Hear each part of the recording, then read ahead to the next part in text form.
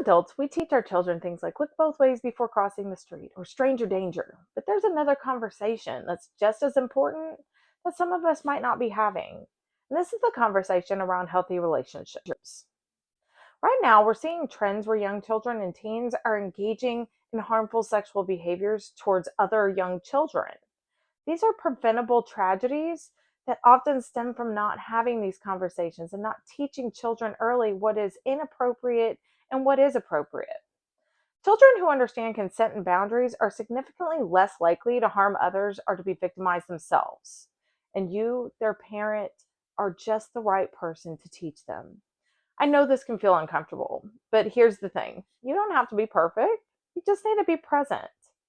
Think of these conversations like teaching fire safety. I know on the weekends, my parents used to set off the fire alarms so my brothers and I would basically go through fire drills every weekend. So we would know what to do in the event of a fire because you don't want to wait until there's a fire to learn what to do. You want children to know what to do ahead of time. The same concept applies to bodies, relationships, and boundaries.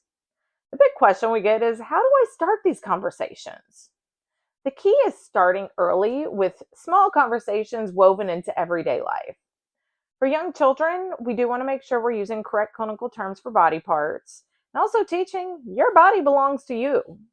You can say no if you're uncomfortable, and you can always tell me if something feels wrong. We want to practice consent daily. Let them say no to hugs, even from relatives. They can offer an alternative like a handshake or a high five. As children grow, discuss what healthy friendships look like. Respect. What does kindness look like? What does respect look like? How does it feel to say no? And how does it feel being told no? Because we have to learn both.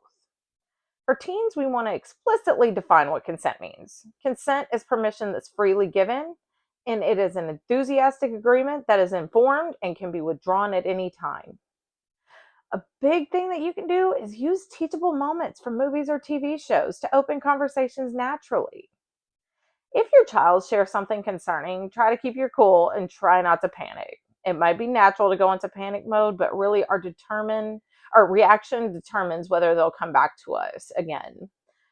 You want to listen to your child more than you talk. Children want to be heard. So we need to make sure that we're listening to their concerns and also validating their concerns.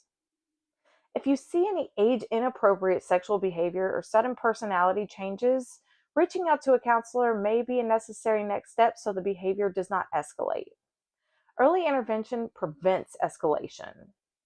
These conversations are essential, and it's also essential that they are coming from the parents or the guardians of children. The children engaging in harmful behaviors right now didn't have these conversations with their parents. You have the power to change that. You can do it. You can start tonight. Just start small.